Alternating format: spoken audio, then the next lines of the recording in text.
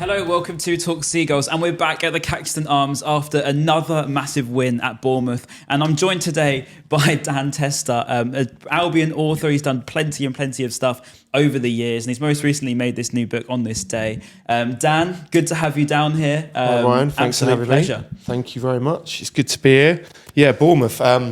Another, as you said, another cracking result when not necessarily playing at our best with 10 men. And that second goal, Matoma, and the ball, I know you like that João Pedro assist, didn't you? I love João Pedro. Yeah, well, I love it too. But that assist, yeah, we're playing brilliant football. I mean, to be honest with you, I keep pinching myself because, you know, the whole glass ceiling thing that Gus Poyet used to go on about, I mean, that's been shattered to smithereens, isn't it? Yeah. And we're just playing such good football, and who knows? I'm very optimistic when it comes to the Albion because you have to be when you've gone to Gillingham for 2 years running. Do you know what I mean? You have to be optimistic.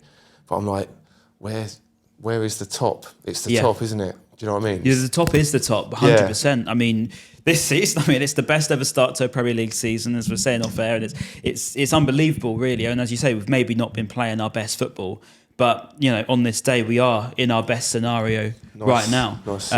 We've not seen a Brighton team quite like this one. I said it in the summer that we've got the quality of the squad that we've got at the moment is so strong, particularly going forward. You know, as you mentioned, João Pedro, Kaoru Mitoma, Jorginho, Danny Welbeck, you know, the list goes on of how many players we've got. That's just in the starting 11. Don't even talk about before we get into the reserves and the subs bench and the 23s who's on loan. We're in such a good position as a football club. And this obviously weekend just gone, we've got another win. I say we're not maybe playing our best football, but yeah, maybe the top is the top of the Premier League because I mean we're on 22 points. I think we're sort of joint third, so to speak, with Chelsea. I think is it Arsenal up there, or I can't remember who's up there. Fifth, yeah. So there's obviously great teams around us, but starts of the season. We don't spend 200 million odd pounds and spend the second most in the entire planet after Real Madrid with their track record of spending money. If you're not going for the title. We're going for the title. It's simple as that. Or you heard it here first. No, we spent £200 million. We've got an incredible squad. The infrastructure's superb, almost faultless. Of course we're going for the title. Yeah, it may not seem an obvious thing to say, but if you spend that much money and you have a statement of intent, you've got a chairman like we've got, we're going for the title. Yeah, I may get vilified for that, but we are going for the title. I absolutely love it. This is a fantastic start to the podcast. You've got to think about it. You've got to think, okay, so what is the point? Oh yeah, top four. No, we're going for the title. Anyone who says they're going for top four is going for the title.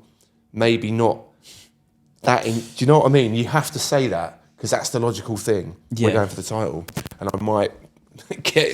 people might come up to me in the street when we finish 16th and go, "Yeah, nice one, mate. You jinxed that, didn't you?" But yeah, I mean, I think when you look at the league as it's been for us since we got promoted, right? I think this is only the third time that I can think of, the third season where we've not actually thought about relegation. And I saw a stat. I think it was, we could technically, and as much as this sounds ridiculous to Brighton fans at the moment, we are in such a good position, whatever, but we could be safe by Christmas, right? See, the fact you're even saying that is hilarious. The point to me is the fact that we're in this scenario as a football club now, where, you know, I know we can talk about the absolute history of where we've been, but even in most recent modern history, always the aim was to stay in the Premier League. You know, we would always be thinking in our heads, we could still get relegated, let's not get too ahead of ourselves. And, you know, now it doesn't even come into the thought. It's not even, it's not in the head at all. Mate, you've got to progress. The thing with football, you've got to progress. Year on year, you've got to progress, even if it is a tiny amount, i.e. one position. And we have progressed year on year. We've been incredibly savvy with selling players after spending peanuts on them. We've started to give the chairman some of his money back. Fantastic. That should always, you know, I'm really pleased that's happening. Yeah. And we're using the money that we get from transfers to buy even better players that are young and could possibly go on and earn us more money again. And then you've got to think, okay, me saying about us winning the league, obviously it's fanciful, but perfect storms can happen. Leicester was a perfect storm. They spent £9 million that close season. Yeah. They bought Kante, they bought Mahrez, which is ridiculous how no one else picked him up. And they got Ranieri, and they won 7 games out the last 9 the previous season. Perfect storm. Other teams weren't doing well. I'm not saying that the perfect storm is happening now. We've got a brilliant manager, we've got a brilliant chairman, all those players. But look how ridiculous. Tottenham winning 4-0 at Man City, losing at home to Ipswich. Arsenal being a bit off colour. It's great. We've actually got a title race on our hands, a proper one. I love it. I mean, I absolutely love it. I mean, my thought was I was going to be a bit crazy for saying I want to get Champions League this year. And am I right in saying it's top 5?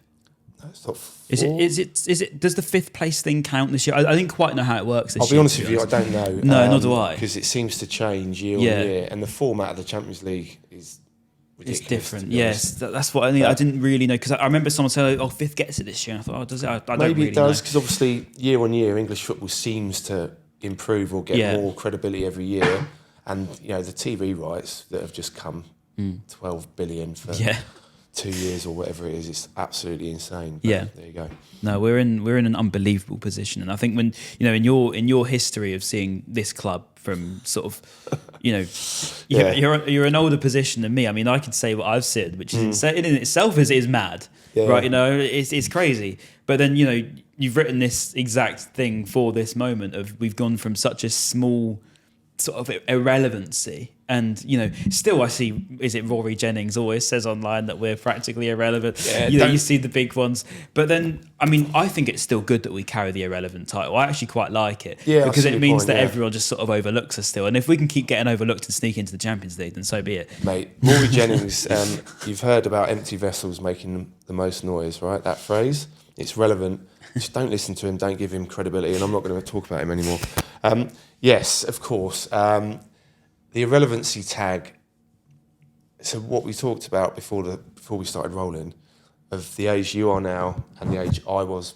So when I was your age, we were bottom of the 4th division, playing home games at Gillingham, and that close season in '97 we were homeless, and we thought the Albion were going to die. So we started Scars and Stripes to help keep the club alive. And now you're doing a similar thing, but on camera as opposed to in print. With sharing your love of the Albion and giving an independent voice. But look at the difference. Bottom of the 4th division. Yeah. And now we're near the top of the Premier League. It's absolutely nuts. Yeah, it is unbelievable. I mean, even just since doing the podcast, we've gone from talking about relegation and now we're talking about crazy things, which even a couple of years ago you would have been absolutely grilled for saying out loud. But it is, absolutely. I mean, we're in a great position. I mean, Bournemouth, as I said to you, I mean, that first 4 minutes, I was a little bit thinking going into that game, this could be a real banana skin for us. I was thinking this could be a difficult one because Bournemouth are a very good side. They are. They had to give them their credit, as much as sort of everyone laughs at Bournemouth, whatever, and their drum does still make me laugh. But going into that game, they've got a very good manager, they've got good players. I was a bit worried about Semenyo on the day and before the day. But we didn't really show too many signs pre-red card that we were even fazed by it. We gone to a team that, we tend to struggle against at their place and in very, very difficult conditions with the wind and rain that was that day, which I got absolutely drenched. But worth it. Yeah, I got drenched at Bournemouth actually, an FA Cup tie in 1994, and we went to the spa beforehand, and I made a suit out of bin liners. And it was the away end, had no roof then. And they got ripped off because we scored after 47 seconds. There you go. So that's the last time. History repeating itself. I've been there since then. But I think Hertzler, from what I've seen, the changes he makes, tactical and substitutes-wise, have been absolutely spot on every single time. It's just, and you think that's not a fluke. We've got a cracking manager on our hands. And I know everyone mentions his age. He's 31, do you know that? Yeah, is he really? He's 31. Yeah, so he's 31, which is absolutely, again, nuts to be that good at that. When they say young managers, they normally mean they're referring to a manager in their 40s. That's what a young manager normally is. And he's 31, he could still be playing. So, I mean, I can't stop smiling about it because everything's going well. And I realise when you talk about things going well, that could be construed as jinxing it. So I'm very conscious of that. But yeah, things are going really well, aren't they? Yeah. I mean, tactically, we've been very decent. I mean, the Bournemouth game was always going to be a difficult one. It wasn't going to be one that we could just go there and sort of control the game because of the conditions. But I think we did it relatively well in how we how we sort of went the first half. I think the early goal really helped us. I think how it started, the move between Jorginho, Welbeck. And Joao Pedro was brilliant. I mean, Jorginho, to be fair, was unlucky to not have a goal himself with that shot. Yeah. And that's what we really needed to do, was take the game to them really early. And I think that's probably one thing that we've maybe not done enough of this season, is just really going at it in the first half, because so often we've actually gone in at half time and gone, well, that was pretty bad, wasn't it? And then second half we've come out and been brilliant. It happened at City, happened at Tottenham, and that's been probably one of my criticisms. I was looking at it and thinking, hopefully we don't do that again. But we've gone there and literally taken the game to them straight away, scored a really early goal, and we looked pretty in control, I think, first half. And it was Carlos Baleba's red card, which I will get onto now, because I mean that's just it's not a second yellow, is it? No, that's it. It's not a second yellow at all. And even if without our blue and white striped tinted glasses on, it's not even a booking. No, it's not even a foul. Ridiculous. No, it's utterly ridiculous, and Hurtzler's right to contest it, and hopefully it'll be rescinded. Yeah, I don't know how the rescinding works, whether you can appeal a second yellow or not. I don't quite understand it, to be honest. And obviously the argument will be, you can look back over the footage, but the problem with that is then there becomes a tipping point where every single thing in a game is then overanalyzed, and it's just like I think it's really dangerous with VAR because the technology is there. But I just want to say about Danny Welbeck, the fact that what a player. This is the longest he's been fit for, I think, for years. Yeah. And it's showing. Another 87 minutes or so, I'd say, he got in the tank. And he's, nearly 34? Yeah. I think he's in the form of his career, to be honest, which is quite unusual for that age. And he's now played more times for us than any other club, and he's scored more times for us. That's the crazy thing. Yeah, because if you look at his goal ratio throughout his career, he's only managed 10 a season once, I think. But he's his hold-up play. You speak to any Arsenal or Man United fan, they will rave about him. And that's quite rare for a striker who doesn't score that many goals. But when you get to see him like we have the last few seasons, what a player. Yeah, he's brilliant. And it's not just what he does on the pitch, as much as what he does on the pitch is so good, it's the off it as well. Absolutely. I mean, we've got such a young team. We were saying it off air about the team we have is very young. I mean, that makes me feel old. I don't know. Mate, don't even go there. But it's crazy. It really is crazy. And as you said rightly, they commend themselves so well. And a big testament to that does come down to the senior leaders of the squad. Veltman. Joel Veltman, I mean, Adam Lallana before he left. Yeah, Lewis Dunk, Jason Steele. I mean, I think JP Van Hecker, as much as he is young, is becoming a bit of a leader now. And that's probably credit to Dunk as well. But Welbeck's just been superb. And what did we get him for free, wasn't it? It was during lockdown. He was at Watford. I mean, they let him go as well. They let him go. Crazy. I mean, that is crazy. I remember a Watford fan telling me that was one of the most stupid signings we could make, and I was just thinking, we'll see. We don't tend to get it wrong, and I mean, we certainly didn't with very rarely. Let's be honest. I mean, we had the blip early in the Premier League era. Well, if you can call it a blip, but as I said about 2 years, the progression of that gradual, you can't come up to the Premier League and expect to be, finish fighting for Europe and stuff. And obviously, Huppier's reign was a bit. That was a blip. That was a blip. An undoubted blip. It's that's the worst time for me in my lifetime, because I've not seen us. Crazily, I've not seen us get relegated, which is crazy to you. I've seen us 7 times. 7 times. I've seen us get promoted League One, promoted Championship, promoted. It's 7 and 7 for me. 7 promotions, 7 relegations, 3 titles. 3 titles. One playoff win, 1 playoff defeat. 1 FA Cup final. We never won playoffs for me. 2004, Bristol City, when we played in Cardiff, 31,000 Albion fans there. Oh, mate, where do you want to stop with that? Because I can talk for England about those days. Yeah. Well, it's crazy, isn't it? As I said, it's the then now, and I think it keeps the theme of the sort of podcast. I've got to bring you up on it because it's relevant. It's not your fault. It's because it's your age. You said Huppier was the worst time. And that, for me, I know you're 23, right? If you don't mind me saying that on air, right? And that's your worst time.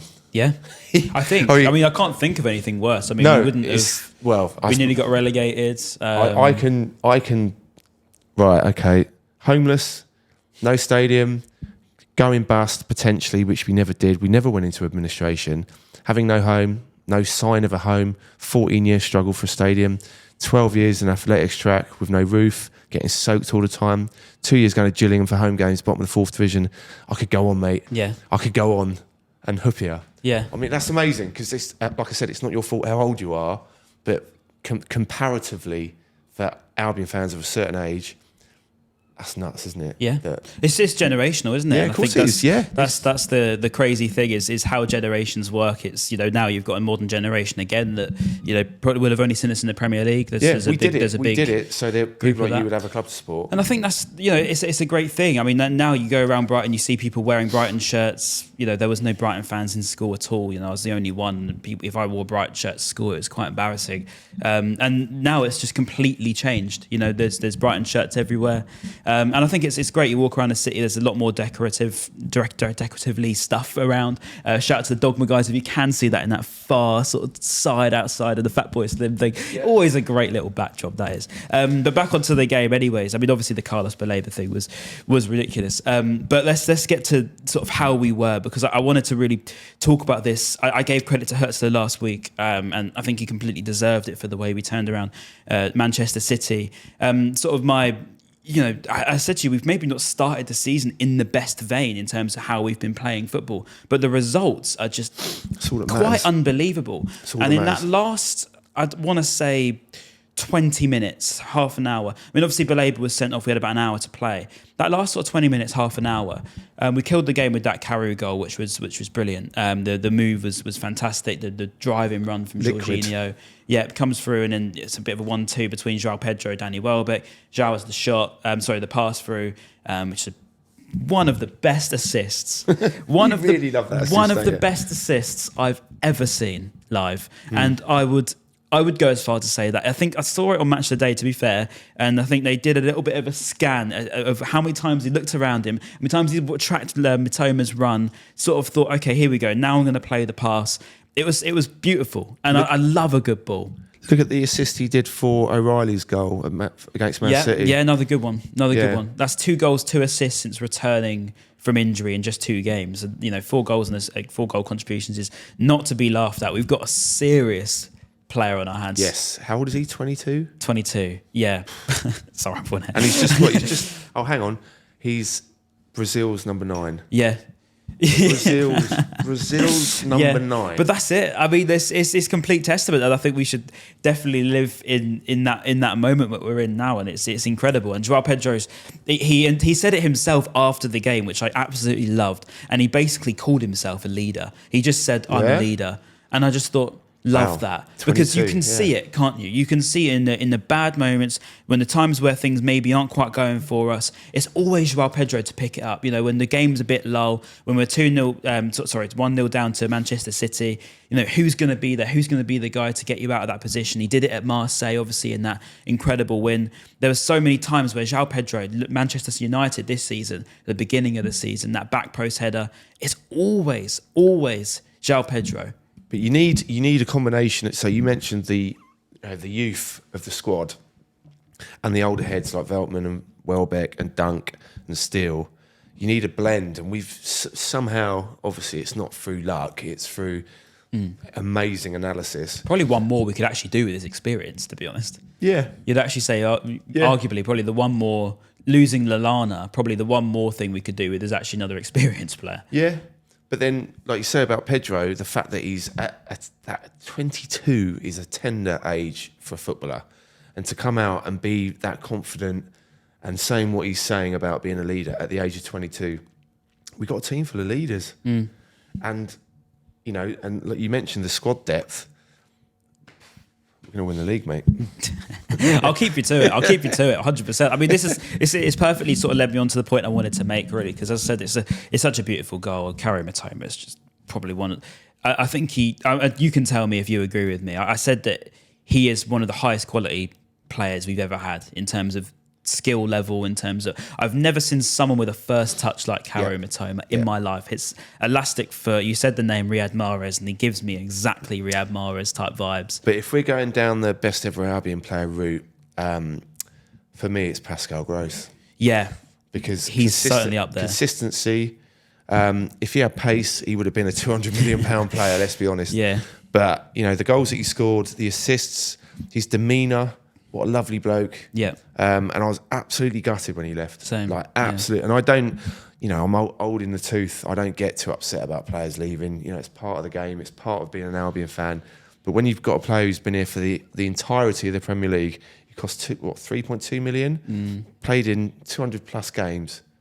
What an absolute player. I'd love to get him back. Yeah, no, I think one day we might have him back as a some sort of role, I'd assume, just to, an ambassador of sorts. Play that, but I think it certainly will do. I mean, same with Lallana, I think he'll come back one day. I think the other one probably will be Alexis. I feel like I could see him coming back one day. He gives me that sort of still loves it. I've never seen, vibe. in my 45 years of watching the Albion, I've never seen a player return and people around me were welling up.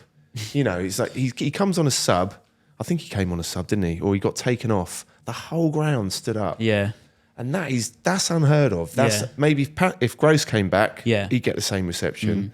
But there aren't many players that get that. No, McAllister, he's been so good since leaving, to be fair. And he's been, I think, definitely modern history, as you say, probably one of them that is he's right up there. Yeah. I mean, look when he won the World Cup and he came back to the training ground. Have you seen it? You must have seen that footage. Yeah, I was in actually for a press conference that day, but a bit later, so I missed that. But there was still a few little bits of confetti on the floor when I come back, so that was quite cool. Brilliant, and that gets shared. And loads of people think, they're a pretty good club, aren't they? They treat obviously won the World Cup, to be fair. Yeah, had to be done, didn't it? Yeah, it absolutely. Got to blag that one. It absolutely had to be done.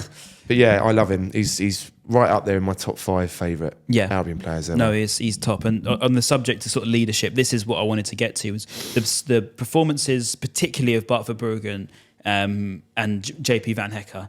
I loved it. The way they were sort of backs against the wall performance. And this is really one thing that we have struggled with over so many years. We're always a bit bottler in the underbelly, wasn't it? It was always like Brighton could give in here. And, particularly that last 5-10 minutes, I'd always be worried. I'd always think we're going to concede. Do you think we've got a steal then? You think we've got more resilience? I think that... I feel like that with JP and that with Verbruggen, and to be fair, Verbruggen's made some unbelievable saves of late, and he's really, really established himself. I've seen a lot more from the Newcastle game, from the City game, from the Spurs game, and now this game. I could say I feel more confident going into that last 10 minutes. I think there's more chance of us not having that moment of, I know we had that sort of Wolves capitulation. I can look over that for the sake of it. Yeah. Maybe, but I can look over for the sake of this argument, because I think I've got more reasons to say yes. I can see an improvement than to say no. Definitely, absolutely. But then again, the Wolves, obviously, you should never throw away a 2-goal lead at home after the 86th minute, where it was, and then meet your friends who support Wolves in the pub afterwards. You don't go on about it for ages. That's not fun. But the fact is, and the great thing about this season so far with other clubs, that Man City have lost 5 games on the trot. Absolutely joyous. Yeah, wonderful.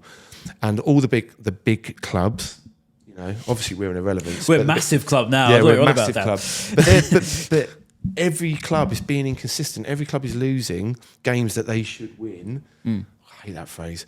And we should have beaten Wolves. We didn't. There's nothing to worry about. But what happens is, when you have a game like that, and they would have sat down. They would have sat down and would have got the whole team that played that day, and they said, right, and they would have improved. And what we're doing is we seem to be improving little bits, increments. No, agree. But that's what you have to do. I know. I'm glad you said that, because I think the learning and the mistakes that's been made over the course of the season, whatever, how big and small they've been, very small in some circumstances. But Herzl, I feel like, is one of them. As his sort of young managers come over, of course he's got things to learn. That's the one thing we've got to accept as fans. It's the one thing he'll have to accept as a manager as soon as he walks in the door, was there's going to be a lot I've got to learn. I've never been in the Premier League. I'm very young. And I think that's what the media was waiting for. I feel like they were waiting for a young manager to make a mistake, to call him naive.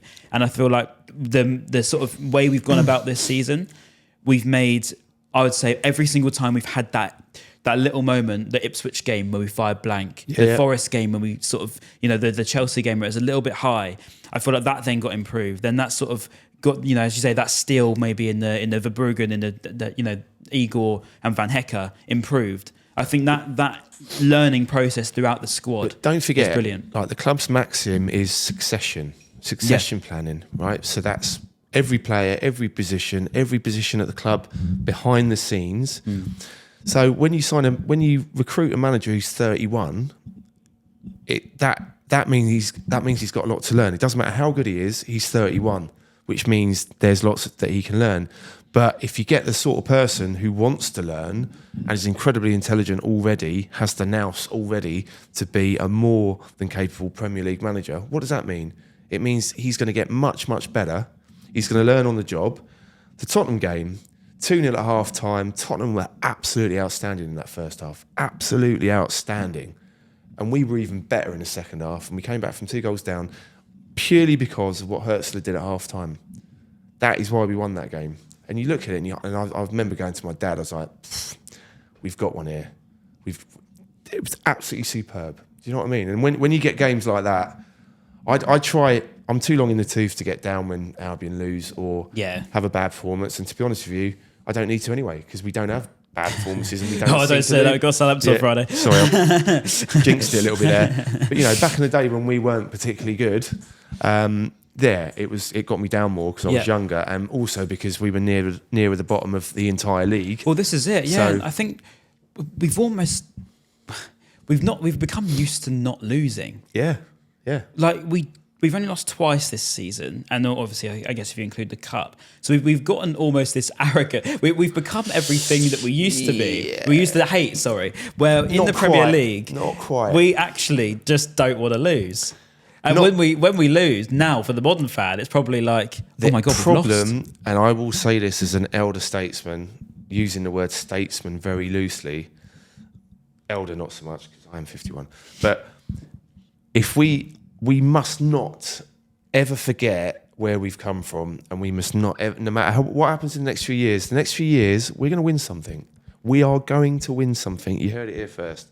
The league, apparently, first. Win the league. We're going to do the double, right? We're going to do the double and then probably Champions League, win that next year. Yeah, that's reasonable. Obviously, younger fans like yourself, no disrespect, you didn't live through it because you weren't alive. It's not possible for you to have lived through it. But vicariously, you would have heard from your dad, you would have heard from people like me.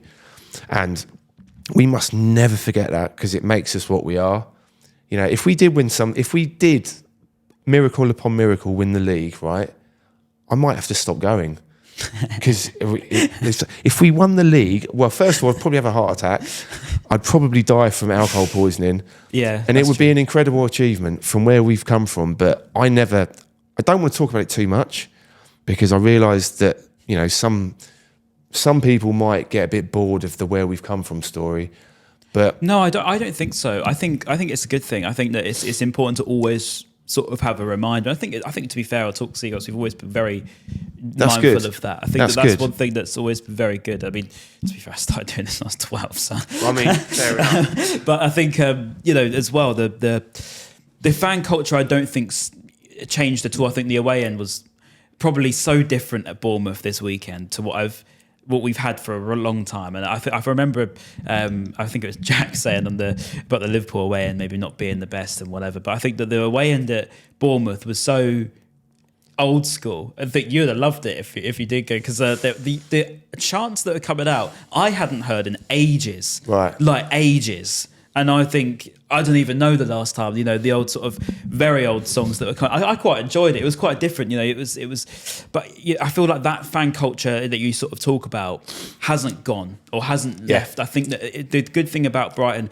and, testament to not only the club for doing it, but I think as well the sort of the next generation that's coming into seeing the club now and seeing the sort of stories, the constant reminder's always there, and much like being in the Caxton here in Brighton, and shout out to Brett as well, he does that so well here, as you said rightly. Nice one, Brett. Around here, there's so much memorabilia from now, from then, from before, and I think that's fantastic. Back into the sort of present day as it is then, so I think that end sort of full-time celebrations was superb. You see a lot more passion, I think, from the players at the moment. It feels like that. I hate saying the word togetherness, but it seems to keep coming up, doesn't it? But that togetherness is... It's a team. It's the team spirit. There's no way in team, is there? And you can't say other word than togetherness, unfortunately. But it is that exactly that. I think you see it throughout the squad, and to win a game when you've got 10 men is not an easy task, especially at Bournemouth. They were really pressing. I think that last kick of the game from Semenyo smacked the bar. The crossbar I volley. thought Bart saved it initially. I was shouting, "What, save Bart?" And I realised it actually hit the bar. And no, it's one of them moments again that's small, but for the grand scheme of sort of how we've come along this season, again, it's one of them little things that you just think that's gone our way again. Exactly. You know? And you know, the cliches are cliches for a reason because they're normally true, but luck evens itself out.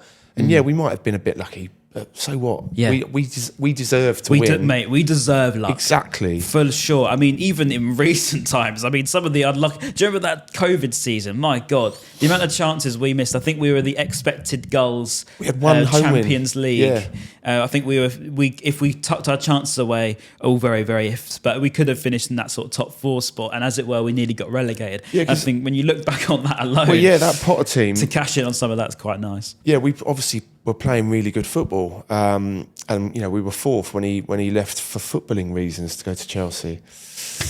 Anyway, High Performance Podcast, I think he's on now. But we played magnificent football. We couldn't finish it off, and now we're finishing it off with aplomb, you know. Well, that's it. And it's a sign of how good the squad is, really, and the quality of the players we've got.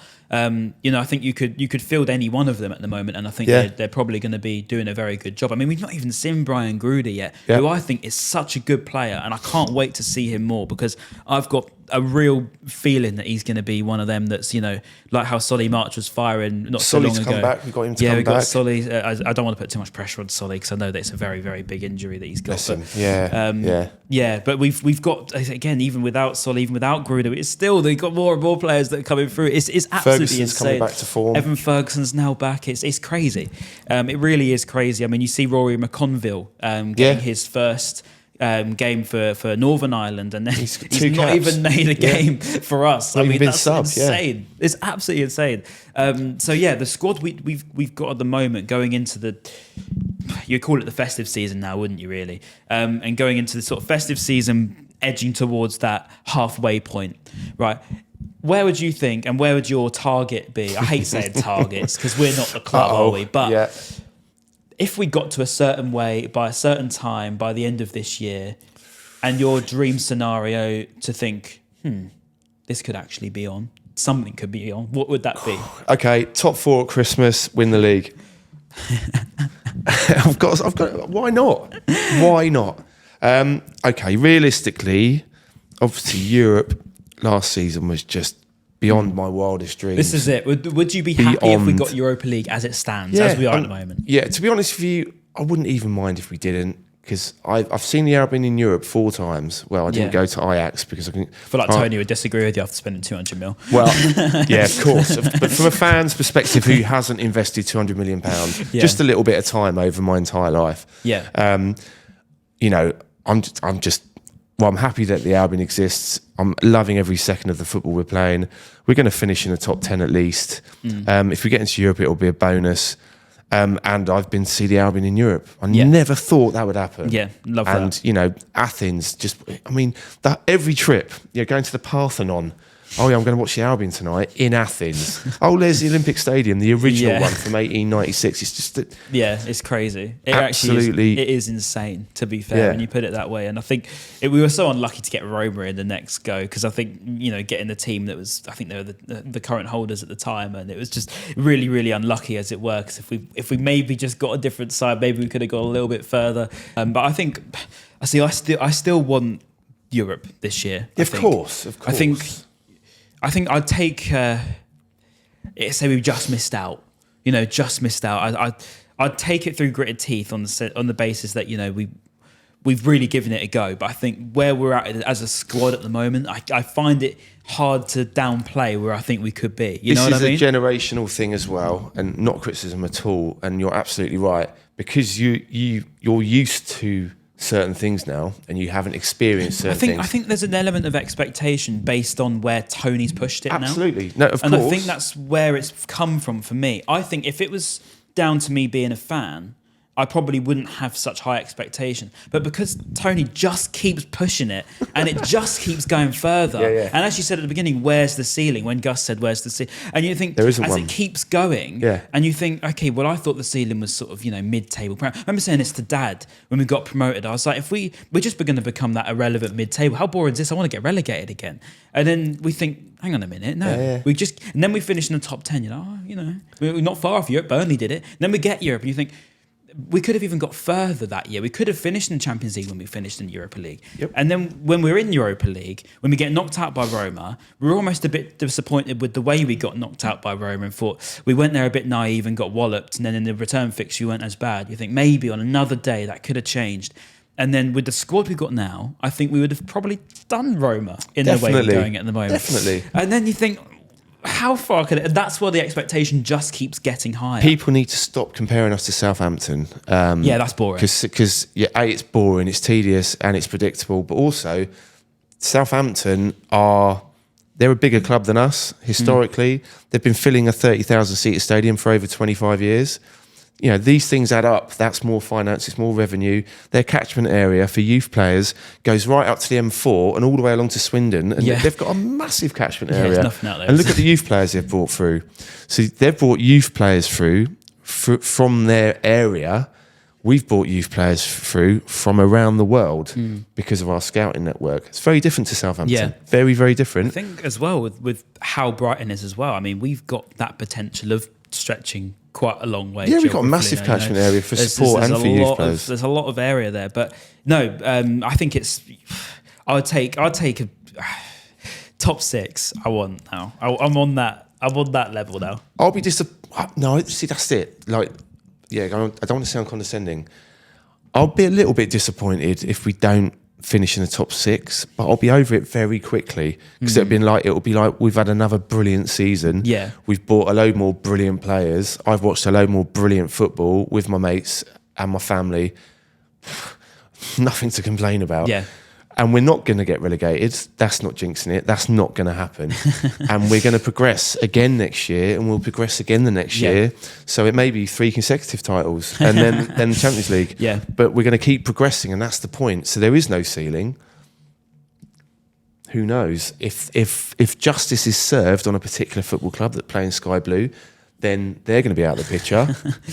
You never know. You never know. I mean, I'd love to hear what the comments think as well in terms of where we could finish. I mean, I don't want to say it too early because it is way too early to start thinking where we could finish. I mean, we've still got a January transfer window to come. We've still got Diego Gomez to come in. Gomez coming. Diego, yeah. He's Diego Gomez, yeah. I think probably see a couple of loans as well. I'd assume Julio probably does go out. I'd say. I think there might be a move for Fergie, dependent. Do you know what? On where we're at. I think you've hit upon an interesting topic there, because historically we've used the loan system well for our effect, as in players we've bought in. Now the tables have turned, and there are some, like Enciso, I think, could do with maybe a loan because his confidence. He did score an absolute worldie the other day, but I think we've got to be really careful with potential players going out on loan. Yeah.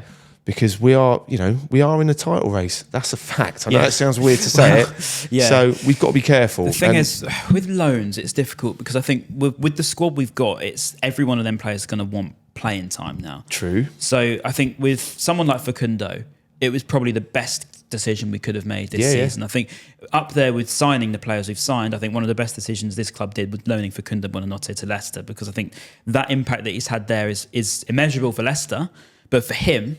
And his value as well. He's become sort of this talisman, if you like, at Leicester. They missed him a lot the other day. I think he was suspended for yellows, which is not that much of a shock, to be fair. If you watch him play, he does like to bash into people a few times. But again, he's become this player that has to be playing for Leicester, because if Leicester don't play Facundo, they miss Facundo. And I think that's the level that he can be, and that's the level he wouldn't have had here. True. And it's the first time actually we've been able to loan a player to a Premier League side and say that same sort of thing. He reminds me a little bit of Kulusevski at Tottenham, who I think he's absolutely fantastic player. And Buonanotte, I was surprised when he went out alone, if I'm honest with you. I thought he'd be a fringe player, but he's a good impact player to bring on.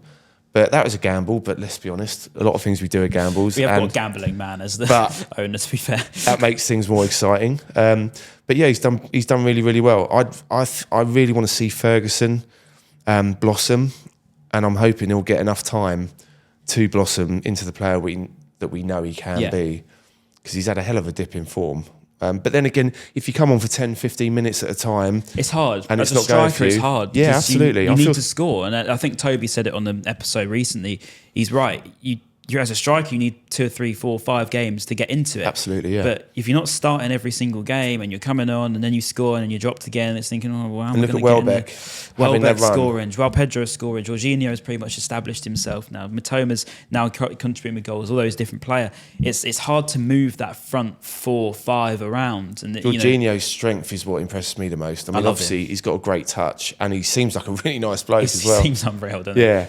But it's just the way he holds players off. It's like, blimey, he's like he's made out of concrete. Yeah. Do you know what I mean? I love him. He's one of my favourite sort of recent signings, George. Yeah, I think as well, just for him as a guy, I should say, he seems like that likeable character. It's quite nice to get one over Leeds as well, to be honest. But the club has got a policy, which I'm not going to say on air because it's got a certain word in it. It's an unwritten rule that we don't sign idiots. We're nice guys. We sign people that are very, very efficient on a football pitch, but they are good people. They're mature. They're emotionally mature.